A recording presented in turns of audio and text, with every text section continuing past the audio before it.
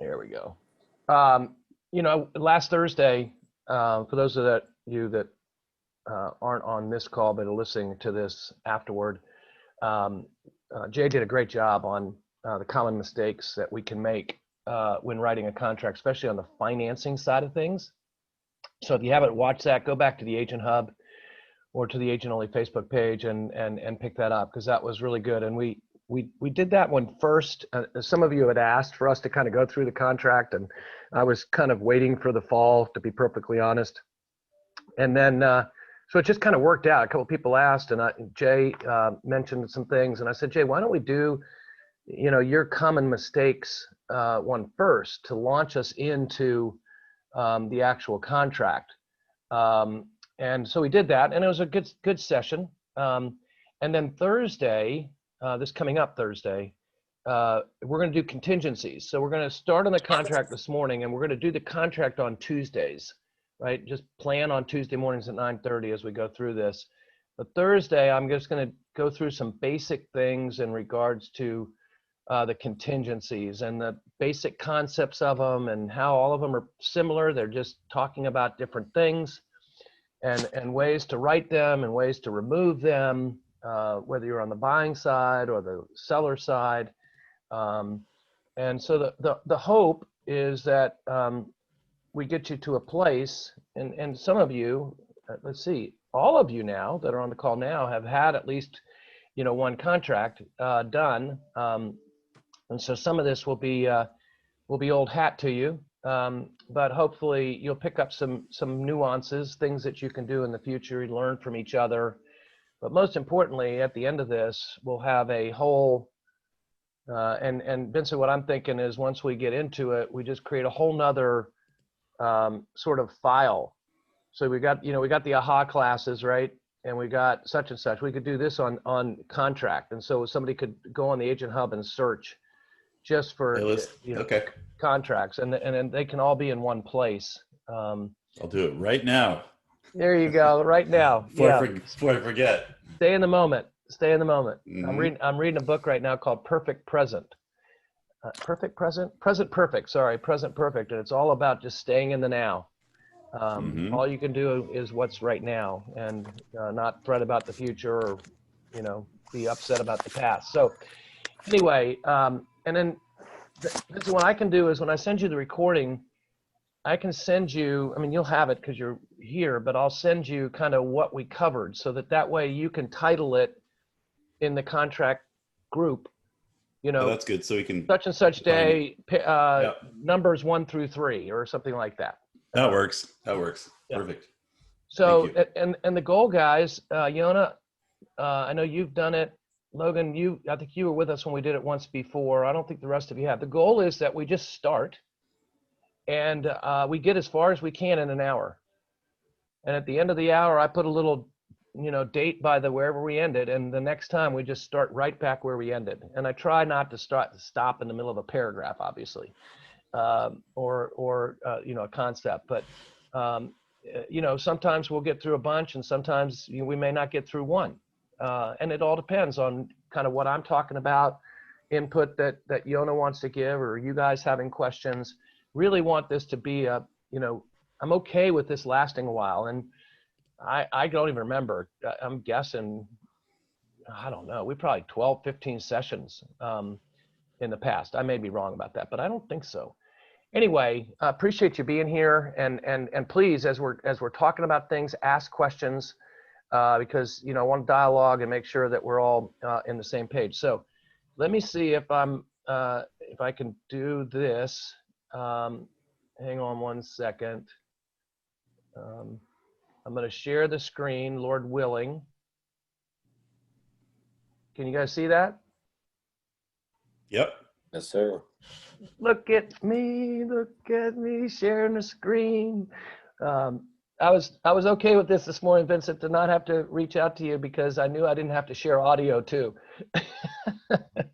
I was checking my phone. I always check my phone. I got to just waiting for it. Yeah, exactly. Anytime though. It's all good. It's all good. Yeah.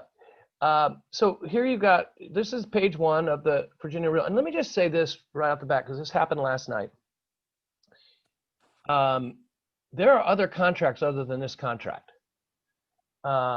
You've got the one that you're most often going to see, if you see another one, is the one that Northern Virginia uses. And I forget what it's called. It used to be called the MRS regional blah, blah, blah. It doesn't matter what it's called, but it's different. And you'll know it's different as soon as you see it. And so here's the deal with that. And I just want to, deal with this right away. It's different than ours. It's, the things that are in it are the same, but it's just worded different. If at all possible, if that contract is coming in on one of your listings in our marketplace, what I would recommend is, one, call me. But two, what we're going to do is we're going to figure out the terms, and then we're going to rewrite it on our contract and send it back. And basically, to not be trite, but somewhat humorous, they're playing in our sandbox. We're not playing in theirs. And therefore, they're going to play in ours. They're going to play by our rules. And we're going to play by our rules because you guys know this contract. And you don't want to be put in a situation where somebody sends you something and you're not advising your client properly. So it's really up to the other agent coming into your neighborhood, if you will, to have to deal with our contract. And I'm going to tell you, we've done it on a number of occasions, and the other agents have been fine. I think there's only one time where we got major pushback, and we're not going to let the deal die, obviously. But it's just better for you because you're going to understand this one and have a pretty good idea as it relates to contracts. The other thing that Susan Rears and Caroline Rivercombe brought up the other day is they were taking a continuing ed class online, and they talked about not doing lawyer work, not, what do they call that? Practicing law as a realtor. That's what this contract is all about. This contract is boilerplated with lots of eyes on it, attorneys approving it. All the wordsmithing has been done. You may not like it.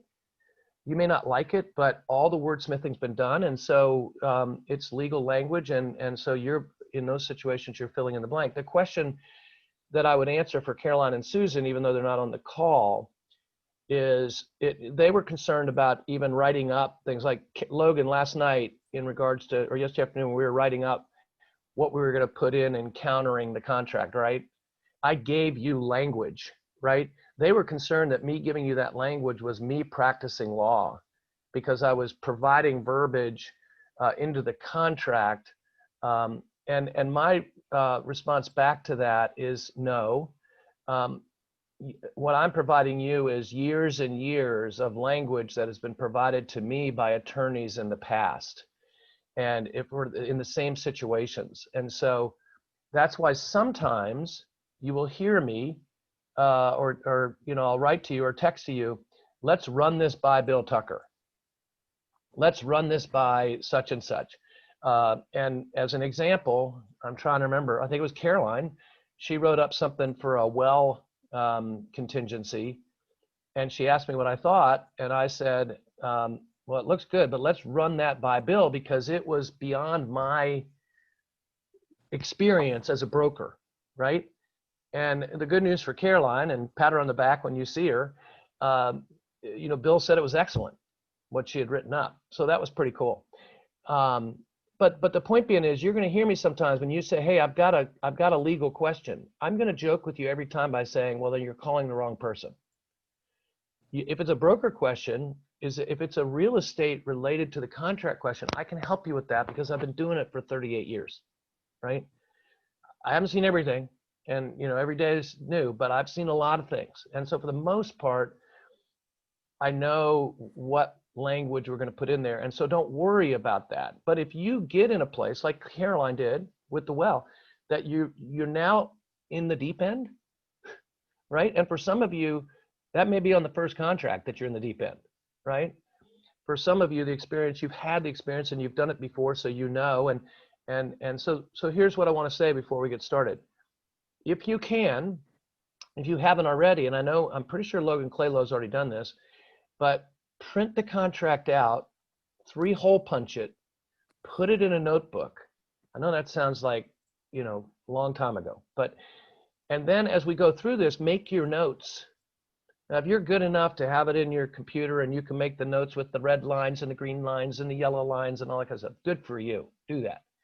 But for most of us, I would print the contract, 3-hole punch it, and as we go through this, just make notes on it. And at the end of this, and even though you guys have had the experience, at the end of this, I'll give you a case study that gives you a particular property with particular nuances about the property, and you're going to need to comp it, figure out from a standpoint of price, and the financing terms and those kinds of things, and then you're going to fill it out and you're going to send it to me, and I'm going to look through it, and we're going to, you know, if you did it right, great. If there's some things you could have changed, I'm going to let you know. But the bottom line is, at the end of the day, you're going to have a contract drafted with all the notes, so that next time you have to draft a contract, you can just go right to your notebook and remind yourself of all the different things.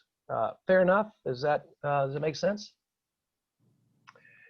Okay, so you've got the standard contract, obviously legally binding. And if you don't understand part of it, please seek competent advice before signing it. All right, right at the get-go, it's saying, look, if you don't understand what it says, you know, get advice. There are going to be times, because of different situations, that when we enter into a contract, there are things that, you know, might be contingent on attorney's review.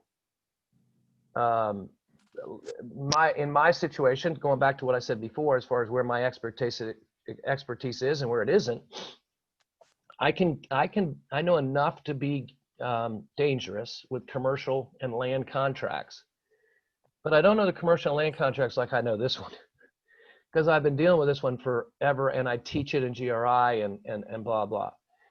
And so sometimes I'm going to say, hey, just to make sure, let's make this contingent, this contract contingent, not only on a due diligence or a study period on piece of land or commercial that it's going to do what you want it to do, but also on an attorney's review. And then that way, we're basically taking the monkey off of our back and putting it on the attorney's back, because it's contingent on that. The attorney reviews it.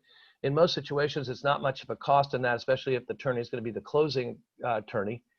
And now the client gets that from them. So if anything is wrong or doesn't go right, they can't come back and say, hey, you should have told us that. Hey, I told you that I really felt like we need an attorney review. The attorney reviewed it. He said it was okay. You know, I'm out. The same thing happens if you get in a situation where it gets dicey and the seller, let's say you represent the buyer, the seller, you know, the buyer's trying to get out on finance contingency, and in our opinion that you know, they've done everything right, they should be able to get out, or on the home inspection or whatever, and the seller says, oh no, you can't do that, I'm going to retain an attorney to get this resolved. Well, at that point, our response to our folks is, we may need to get you ready to talk to an attorney, because if an attorney gets involved in this, you know, I don't want to be telling you things without you having the same sort of counsel. Don't worry about that now. Don't get wrapped around the axle on that. But when attorneys get involved, we need to step away, because the last thing we want to do is have a client that has an attorney, and we advise them differently than the attorney advised them. No, don't want to do that. You know, once they have an attorney, we're going to say, hey, what does your attorney think? We're happy to write it up, but we need to, you know what your attorney thinks before we do. All right, contract to purchase made on, well, it's due use today. It's September 1st. Made as of September 1st, 2020, between blank the seller and blank the purchaser. Again, if it's your listing, you want to make sure that you've got those names written properly there, and you've got to make sure everybody that has a equitable right to the contract or to the property, you've got their name on there. You may be talking to one person, but that one person, and like in my situation, that one person might be one of 6 kids who is selling the parents' house. And in my situation, I was the kid who was responsible for signing the contract, because I was the trustee of the estate, right? So when I reached out to Kate Ryan, who you guys have met, and said, Kate, we need help selling my parents' house, it ended up being on the contract, I think, the estate of John R. Guthrie. But I had the paperwork that said I was the trustee of that estate. So if Kate says, okay, that's great, Michael, I understand that you're responsible, but I need to see written verification that you are the person who legally has to sign it, because when we do sell the property, the attorney or the closing company is going to want that as well, right? And every document I had to sign, Michael R. Guthrie, trustee of the estate of John R. Guthrie, and I got writer's cramp signing all those documents. The other way is making sure is they may tell you who it is, but to go on the land records.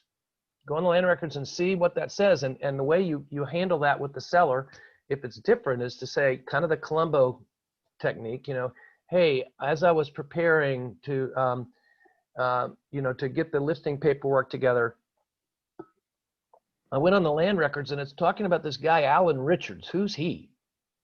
Right? Just kind of dumb. Oh yeah, Alan, he's a cousin who befriended my parents befriended and blah, blah. And I forgot that he's on the deed.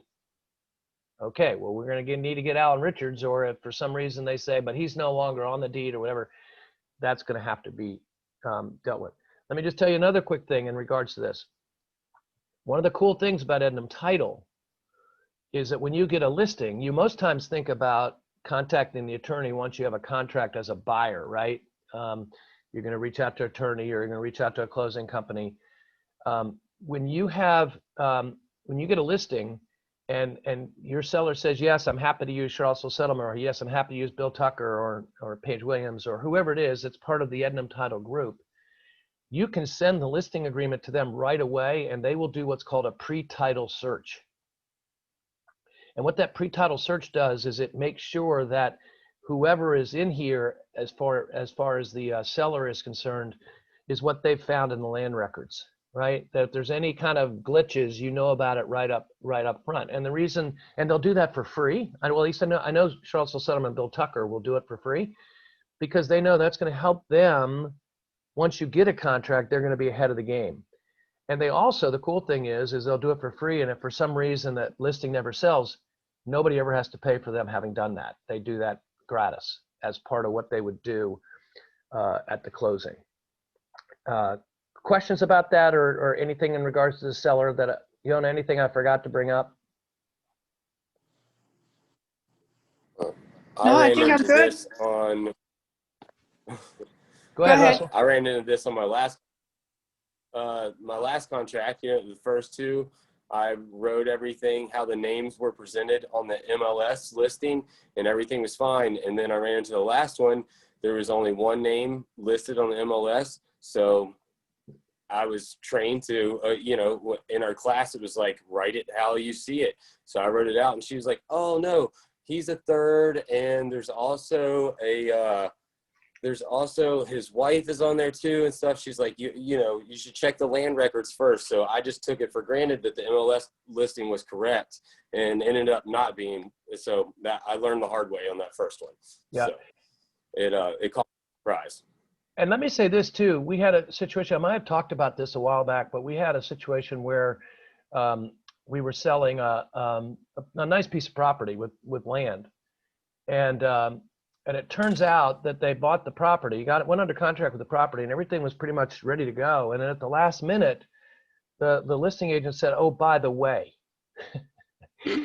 Oh, by the way, is not something you want to hear, right before, closing. And the oh, by the way was that there were two people that had free access to the property whenever they wanted it, as per an agreement when this guy bought the property. The guy he bought it from, there were two people that, anyway, long story made short, they had the right to go and ride their horse on the property, and the other person had the right to go visit this cabin because she grew up there. The cabin had, emotional attachment, that kind of thing. And so the previous seller had said to the buyer, would you mind? And this guy didn't mind. Well, our guy minded. He didn't want people coming on his property whenever they wanted to. And so what we ended up having to do is over a couple, 3 days, we had to figure it out, and we got everybody on the same page, and it worked out. And thankfully, when our buyers, the new owners, met the woman who had the emotional attachment to the cabin, they clicked. And the guy said, yeah, you please. And she hadn't been there in like 10 years, right? So he said, yeah, please, as long as you give us notice that you're coming, that'd be fine. And I think the other person wasn't riding horses anymore or whatever. So it all worked out. But the point being is that those are things that the land records may tell you. There may be, an attachment to the deed that gives somebody the right of access. Okay. So it's just really important to go in there. And that's, again, why the pre-listing or the listing pre-title search is a nice little tool to just, just keep you as advised as you can. It's not to say that things aren't going to come up. They will. But it could be a road maintenance agreement or, those kinds of things. And you'll learn these things as you're involved in this. And I know I'm getting ahead of myself and I'll move forward, but you'll learn from this that when you go onto a piece of property, it's a gravel road, and there are a few houses on that road, you can bet that that's probably not a private road. I mean, that's probably not a public road, and that there's some road maintenance agreement that they have in place. And so just when you see something like that, you go, I need to ask about, is there a road maintenance agreement? So anyway, seller. Purchaser, same thing. It's a little easier if you're working with the buyer. Hopefully you know who's buying it, right? But whoever's buying it needs to be on the contract and needs to have their names filled out properly. William T., Michael R. Guthrie, whatever the case may be. And here's the other part of it. You may have co-borrowers, but you may not have co-owners. All right, I have friends that I'm helping right now, young friends helping buy a house in Athens, Georgia right now. They're buying the house, but her parents are going to be co-signers, right? They're not going to be owners. They're not going to, and because they're co-signers versus co-borrowers, and I'm getting, attorneys, this is attorney stuff, but some of those things make a difference as to whether or not you have to be on the contract. Most times it just means you have to be on the trust, right? On whatever the financial paperwork is. I may be, Michael R. Guthrie and Doris M. Guthrie may be the purchasers, but we may have a co-borrower, like my parents when we bought our second house. They were on the deed because we assumed a deed of trust. You never hear that anymore, assuming, but we assumed a deed of trust. And by the way, we got a great deal. We assumed a 12% FHA loan. What a great deal, right? In 1983. Now, the reason it was a great deal is because the interest rates were at 19.5%. You're talking about less than 3 right now. And I'm like a pig in slop because I assumed an FHA mortgage for 12%. But anyway, the point being is Michael R. Guthrie and Doris M. Guthrie are on the purchaser, but the deed of trust may look different. You may have different names on the deed of trust than you have on the contract. So, just keep that in mind. And then whether one or more whose address is, all right? And the address there is for the purchaser. So that if the attorney needs to get in touch or, that kind of thing, it's there. Listing company who represents the seller is blank. And in this situation, folks, just Roy Wheeler Realty Company. If you want to put your name in there, fine. In parentheses, that's fine. But just remember, it's one of the only things you need to remember. I saw a post on Instagram from Matt Neese last night talking about the fact that, it was almost this much that he has to remember from the real estate licensing class. Now that he's been in the business a while and has done some deals, he realizes that you almost don't have to know any of the stuff that you learned for 60 hours, to get your real estate license. But one of the things you need to learn is this, that your license is under Roy Wheeler Realty Company. You're supervised by, a wonderful guy. I'm the principal broker of the company, but your license is under Roy Wheeler as a sales associate. And therefore every listing is Roy Wheeler's listing. Every buyer being represented is a buyer being represented by Roy Wheeler, and they're being represented by you, who is supervised by me. And so all that needs to be in there is the company. But if you want to put your name in parentheses, that's fine. And the same thing as it relates to the selling company. The next thing is who does or does not represent the purchaser. And the selling company, and then who does or doesn't represent the purchaser, and then you put the other company in, Roy Wheeler Realty Company or whatever company it is. Now, does or does not represent, why is that there? Well, that's there if you are, in fact, selling this house yourself, that you're the listing agent, that somebody's contacted you, and they want to buy the house. They don't have representation. They don't care to be represented. You've done all your homework and done your job in regard to disclosing, going back to the law of agency, you're going to decide who your principal is, you're going to disclose it, you're going to get it in writing, and you're going to act consistently with that relationship. So I got a listing. Bill Smith calls me up, says, I want to buy this house. I say, that's great. You need to know that I represent the seller. Do you have an agent? No, I don't. Do you want an agent? No, I don't. I've done a lot of these. I don't need to have an agent. Okay, great. I need you to sign the how we do business form that we have that checks off seller representation only. Get them to sign that. And now you've got a situation where you're representing the seller and the seller only, and you're going to provide what are called ministerial acts to the purchaser. You're going to be able to give them comps. You're going to be able give them ideas about home inspectors, lenders, yada yada yada. All right. The difference is you can't give them advice. You can give them information, but you can't give them advice. So that's the line that you draw when you're doing ministerial acts. Just think of it that way. If somebody asks me for information, great. Do you have some lenders I can talk to? Yes. Can you tell me what houses have sold in that neighborhood recently? Yes.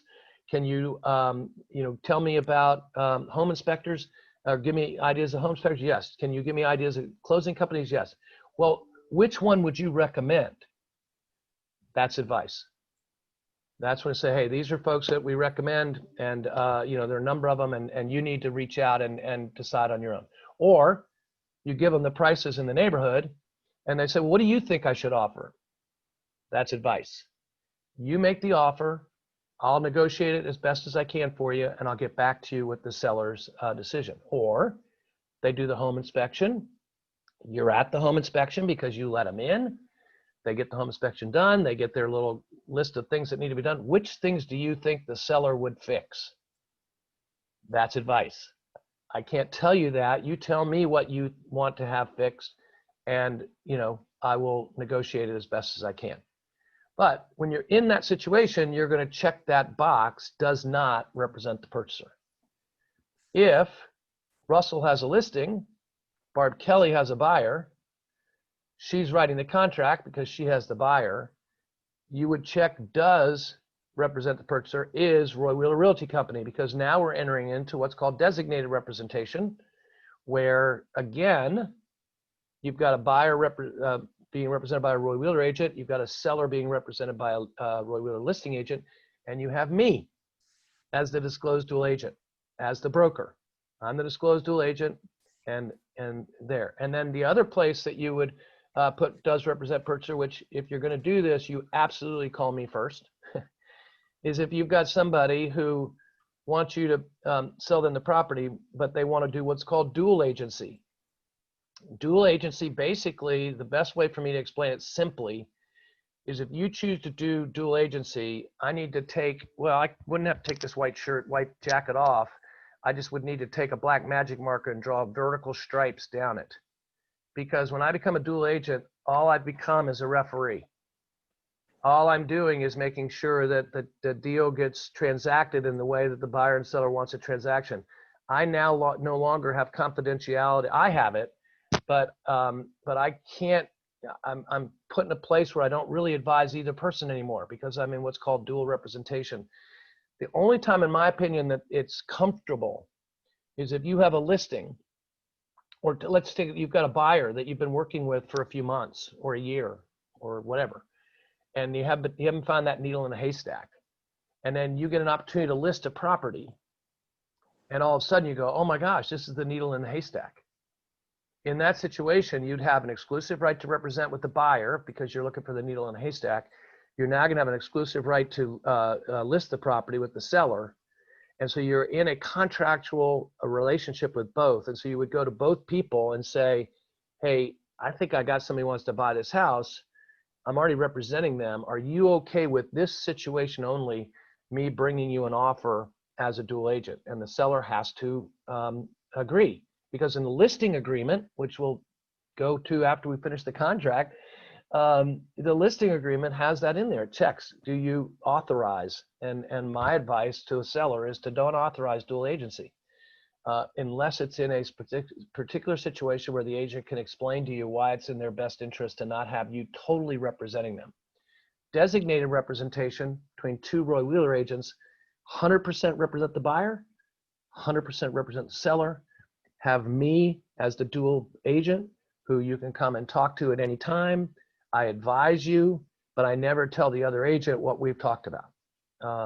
And as I joke about when I teach this class, it's closest I'm ever going to come to being a priest in a confessional, because people come in and they dump all their stuff on me. I tell them what they need to do. Go away, dear sister, and make sure the contingency is written properly. Go away, dear sister, and make sure you get the lender to write us the right letter that says these people can't qualify anymore. And then somebody else comes in and starts talking about the other side, and I say, thank you for coming in. Go away, dear brother, and do this without ever letting them know what I've advised the other person to do.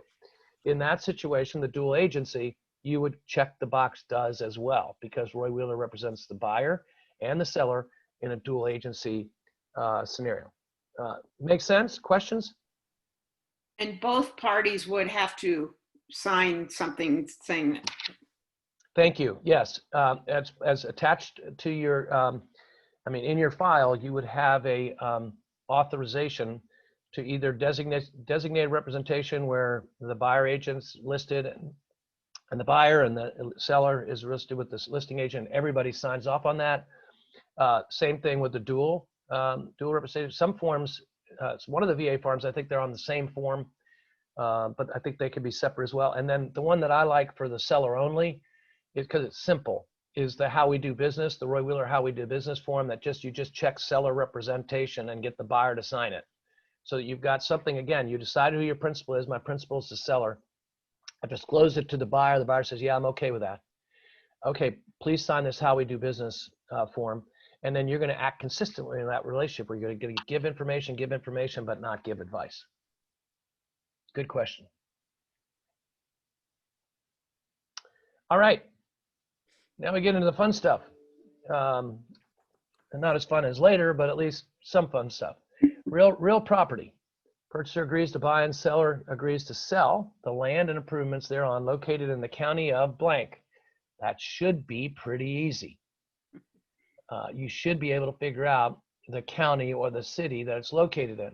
However, there are times, as an example, Sharon Merrick's property that she owns with her husband Duke, their property actually is in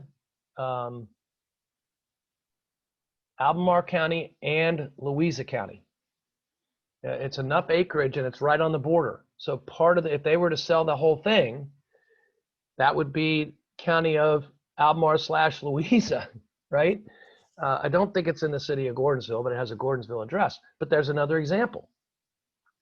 Gordonsville, you might have a Gordonsville address, but that doesn't mean it's the city of Gordonsville. So the land records are usually, pretty good with that. But you certainly, if it's in Albemarle County, you can go to the GIS or any county, Louisa, Ravenna. You can go to the GIS and look at the tax map, and it's gonna give you a pretty clear explanation. So city or county of, and described as legal description. Legal description is not just the street address, folks. It's section number, it's neighborhood, it's section number, it's lot number, it's block number.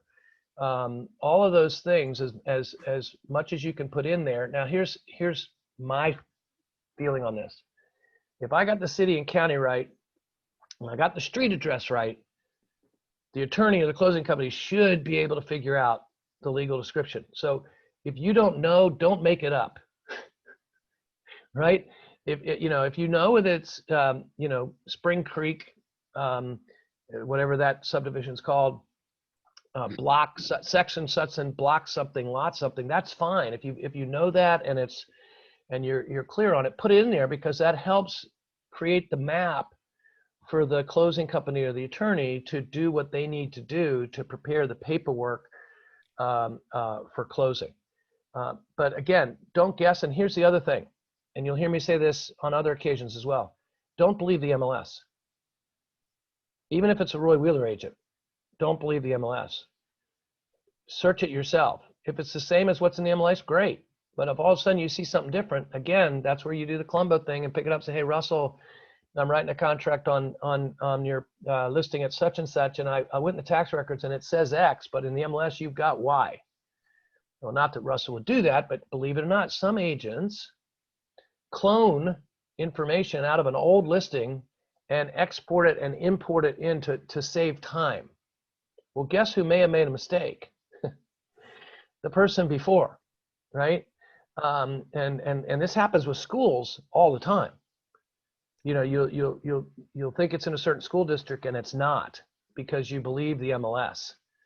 You know, go ahead, Barb.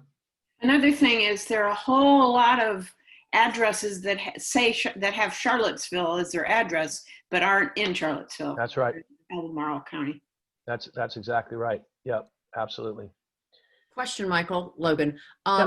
You can place the parcel ID number in there, but that is not a part of the legal address, correct? Yeah, I think you're right. I mean, legal description. Yeah, I think the parcel number takes you to the legal description, I think, Okay. if that makes sense. Now, again, some of them, that may be all it has, so put it in there. If you know that it's truly the parcel number of the tax map, you know, put it in there. Because again, that'll lead, not only will it lead the person doing the processing of your case with the closing company, but it also leads to the land record person. You know, if the Charlottesville settlement can tell their land record person, hey, it's parcel number such and such, right? Yeah, so good question. All right, or more commonly known as, right? There's your mailing address or your street address. I signed off on a contract this morning that I took back to the office, and the contract was hashtag TBD, lot 5, some road, and whatever. And so basically what it is, it's a lot that the people are buying, I guess, to probably build a house. And not until that becomes an actual residence will it have a mailing address. So it's a TBD situation. And again, that helps the land record people know that it's lot 5 on this road in this town. It hopefully just creates the stepping stones to get to where the land record person needs to go to get an effective title search done. All right, together with, so we're talking about real property, which is the house and the improvements, excuse me, the land and the improvements being a house and could have a shed or a cabin like we were talking about earlier or whatever the case may be, located in this particular location, together with all fixtures located thereon, if present as of the date of this contract. So what that means is anything that's in the house when you write the contract that are considered fixtures, and we'll talk about that in a minute, they are included in your contract unless for some reason you exclude something. All right. Now, before I get into the fixtures, just because it reminds me, well, I'll get down to that when we get to personal property. So together with all fixtures located thereon, including without limitation, blinds, ceiling fans, curtain rods and brackets, audio, video, or media, and mounting hardware, right? Now, that's really important to read that. Audio, video, or media, and mounting hardware. To me, this verbiage in the contract creates gray. One of the things we want to do when we're writing a contract is always be in the black and white, right? When I read audio, video, or media and mounting hardware, I read the televisions are staying, right? Audio, video, or media and mounting hardware. I don't think that's why it was written this way. I think it was written to talk about the wiring of those things, because you're saying audio, video, or media and mounting hardware. So the mounting hardware and then the wires and cables that are there for audio, video. And to be perfectly honest, when I was thinking about, going through this again and was kind of reading through this, I'm not sure I've ever seen that before. I'm sure it's been there. I think I must have just glossed over it. But Yona, with your experience, how have you handled that in your contracts? It didn't used to be in because I have an older, I printed a 2017 one by mistake, I guess, and it's not in there. I'm here, Michael. I'm sorry. That's okay. We're talking about audio. We're talking about paragraph 3. Yes, And we're talking about audio, where it says audio, visual, or media. yes, I think this is new it is. Yeah, because the contract I'm looking at has got a date of 2020. yeah. Yeah, this is new. This must be in July 1, 2020. Yeah, so I this, know it's, go ahead. I know it's on the listing side. I know it's in a listing agreement that I know. I think, Go ahead. I think it probably it says audio, video, media mount. So I think this refers probably to the bracket behind it rather than the TV and the mount. Well, and I can understand that, but when you read it, audio, video, or media, and mounting hardware, I'm just telling you, That's new. when you're That's writing new. this up, and more importantly, on the seller side, Yeah. I would be crossing that out, or I would be putting in with initials, TVs do not convey. What do you call it? What do you call the main box? You mean the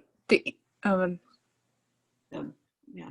Anyway, the point being The is TV just make yeah, sure the that if you're Mhm. asking for the TVs, Display.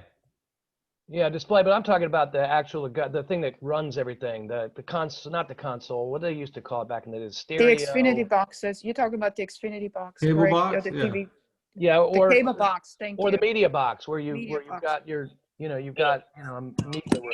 Anyway, the point being is just make a note that could be, if you've got a seller that has a bunch of TVs on the walls, you want to make sure that it's clear that the TVs aren't staying unless they are. Like my son is closing on his house today, moving tomorrow. And he's leaving a TV down in the family room because he wants a bigger one in the other house. And he figures if he leaves it, he's got a better chance of getting it sooner. And plus the fact from a staging standpoint, it makes that room, when he shows it vacant, it'll just look nicer. But so anyway, just remember that built-in dishwasher, door knockers, garage door openers and controls, gas fireplace logs and inserts, that's been added because there was confusion regarding that before.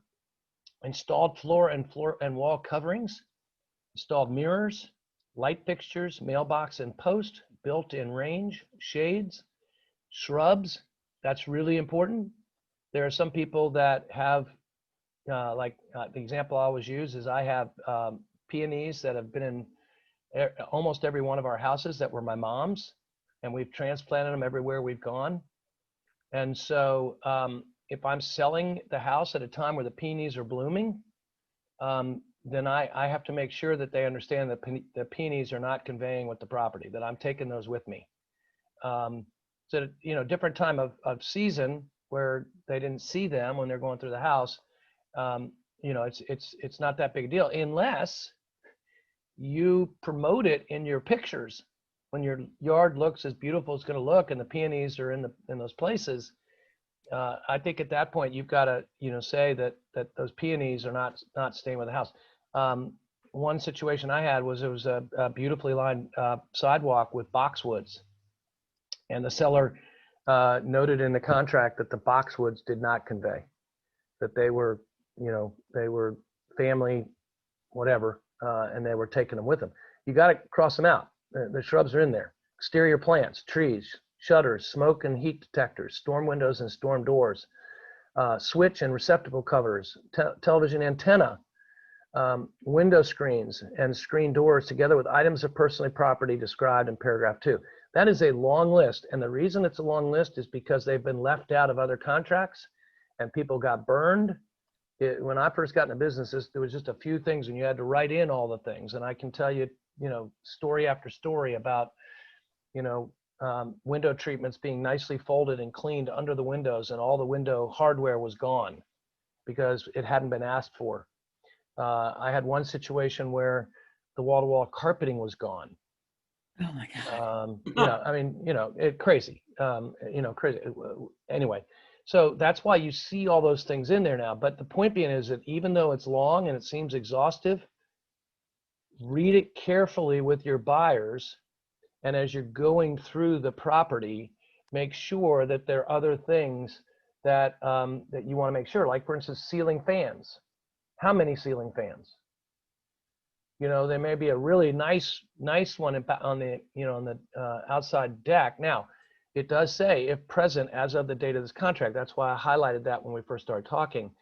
If we can substantiate that thing was there and they didn't say it wasn't conveying, that baby has to come back. Ollie income free. Ceiling fan needs to be back up and on the screen porch. But it's not a bad thing, to specify, ceiling fans, where they are, so that everybody's clear as to what's conveying. Any questions on any of that before I get to personal property?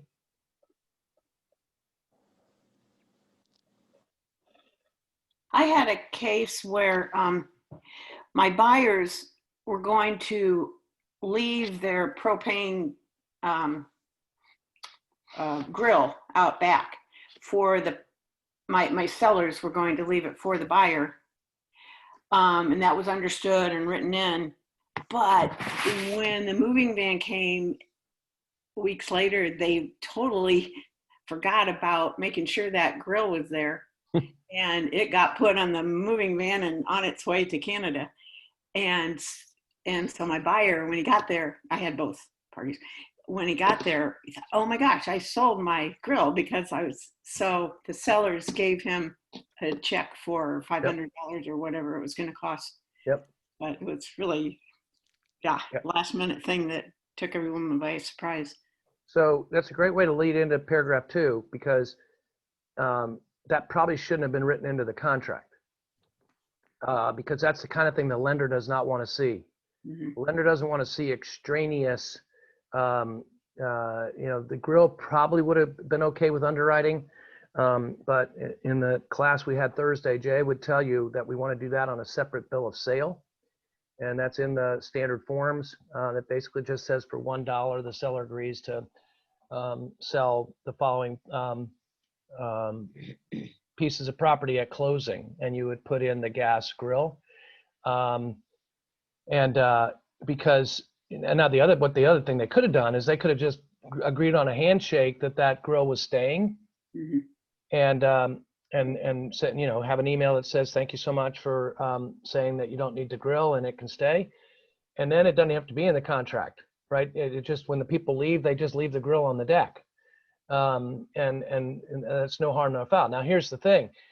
Seller, and we'll get to this later in regards to pre-settlement walkthrough, but the seller has to leave the property in broom clean condition, right? There's questions in regards to what that means, but what it does mean is there ain't a grill on the back deck unless the buyer wanted it to be there. There aren't concrete blocks in the garage with some wood because you think they're going to want to build some shelves. That stuff all has to come out unless the buyer and seller have agreed that, just leave it there. We'll take it. Now, what's not in here, I don't think, what's not in paragraph 1 that needs to be included in paragraph 2 is washer and dryer. If the washer and dryer is conveying, you don't want to put in personal property whatever is noted in the MLS number such and such, because what's in the MLS number such and such can be changed at any time. You may have an old MLS number, just like right now Barb has an old copy of the contract. something's not in there that is in the 2020, same thing. You may have an old MLS number because you searched the property a month ago, and because they lowered the price, they took the washer and dryer out as far as conveying. So the washer and dryer needs to be added into personal property, and in that situation, I don't think the lender has a problem with that, because that's just a, it's necessary. It's a normal scenario to have in a house. Another thing that's not in the fixtures, which it could be because it can be installed in a certain way, is a microwave, but it's not in there. So just overkill. If you, like in my house, we've got a stove with a microwave above it that's attached. Yeah. The stove. Let's see here.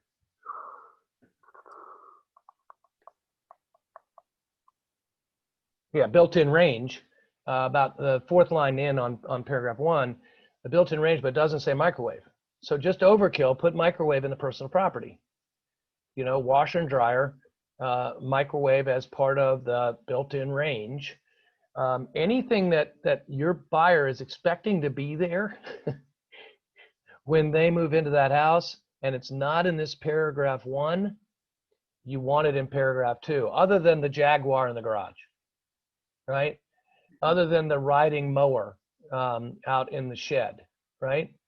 Barb, you asked this last week. Other than the playground equipment in the backyard, that goes into a separate bill of sale that for $1 at the time of closing, seller agrees to allow the purchaser to buy a swing set in the backyard, the old dilapidated riding mower in the garage, and outdoor lawn furniture, or whatever the case may be. But just the normal, personal property, there may be, even though it says in here installed mirrors, installed mirrors doesn't mean a mirror that's hung on a hook, right? So if there's like mirrors in the bathroom that aren't installed to the wall, that literally you're lifting up and putting them over with the frame, how am I doing this morning with this? Picture wire.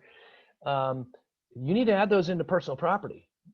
Mirror in the powder room, mirror in the whatever, because they're not fixed. And that's the kind of thing that's so easy to overlook. And then when you walk in the house and there's no mirror there, you were expecting the mirror to be there, but it wasn't a fixture. So that's what would go in personal property. Questions on that? The real key on that MLS number, do not count on the MLS number. Same reason we talked about it in regards to these other places already in the contract. The seller, the listing agent may have made a mistake, right? The listing agent, may have made a mistake. And here's the other thing.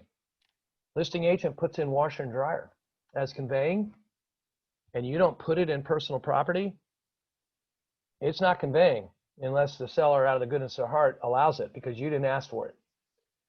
You didn't ask for that. It's not in paragraph 1 and all those things. It's not in paragraph 2. Okay, that must have meant they didn't want our washer and dryer, so they went on Facebook Marketplace and sold it. And then you get in there and say, where's the washer and dryer? You didn't ask for it, but it was in the MLS. Sorry, you didn't ask for it. Now, that could be turned out to be the agent's fault or somebody else's fault, but the point being is we don't want it to be our fault.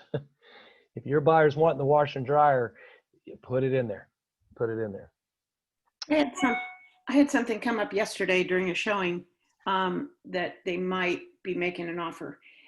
Ask if it would be proper to ask in the offer for the patio furniture, and at what point do you do that? After closing? I mean, not after closing, but after you're settled, and into the waiting. I wasn't sure. If it's not a deal killer for the contract that they don't get it, then I would get the contract negotiated, everybody agreed to it, and then go back and say, by the way, if they don't want the outdoor furniture, our buyer is interested in working out something with them. And then you would do that outside. That way it's not written in the contract. So when it gets to the lender, there's not an issue. And if they end up deciding, give me $100, we're good. Well, then you just have an outside agreement that's going to happen. Okay, thanks. That's what I. Yep. What right. what about some of the larger properties? Like I know some of the bigger farms, they'll say, hey, I'd love to buy all the tractors and equipment and the farm trucks and all that. So all those have like a title. So would we do a separate bill of sale for each one, or just kind of like leave that up to the attorney or how do we advise them on that? So great question. In most of those situations, thankfully, those are cash deals.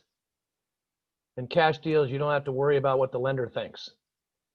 If you are Great. worrying about the lender thinks, my recommendation would be, let's just say you represent the buyer. I'd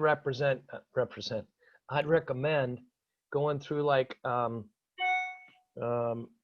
my mind today, Farm Credit Union, because they're Sure. used to that, right? They're used to that.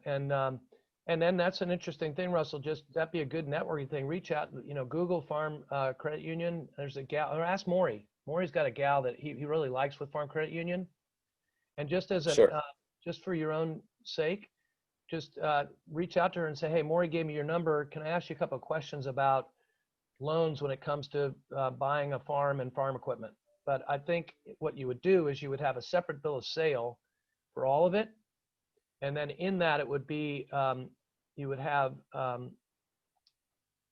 C attached or seller to provide written verification of ownership, right? So you'd list the truck, you do this, and then the written verification would be those titles that you're talking about. I think that's how you'd handle it, but that wouldn't be a bad idea for you to get to know that gal anyway, given, your network.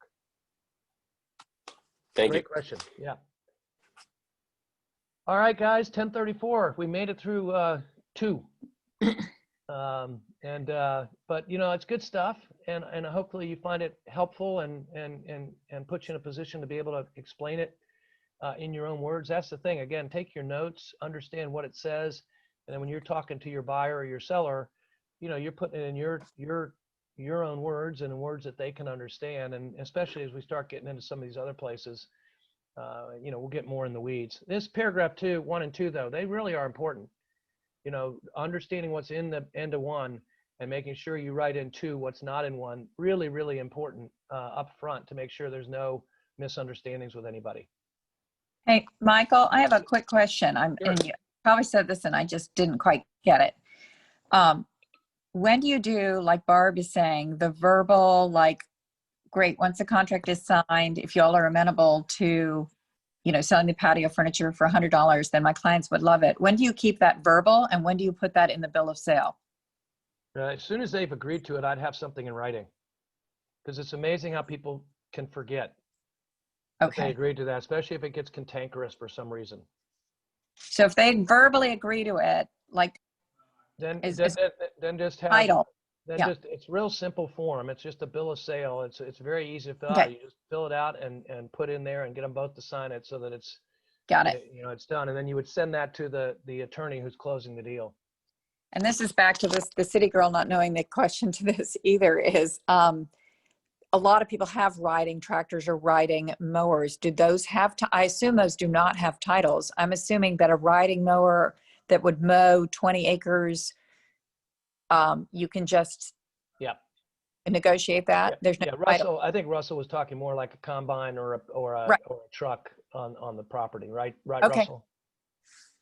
Yes, definitely. But a riding lawnmower can also, the zero-turn mowers are upwards of $10,000 to $15,000, $20,000 for a mower. So those, if it's an older mower, they might not have the title. But if they bought it recently, there is a title for it. Not something you bought at Lowe's, like a hairy homeowner type ordeal. But anything that came from like Virginia Tractor, beverage that they bought that's over, I'd say, anything over $500,000-$600,000, it's going to have a bill of sale and a title on it. Great. So, think about it. Great. Yeah, So we especially should ask. the We mower. should- Yeah. So Okay. Great. Thank you. Yeah, awesome. All right, guys, have a great day. Thursday we'll do contingencies, and then we'll get back into this next Tuesday. Great. Thank you. Bye now. Thanks, Michael. Great. Thank you.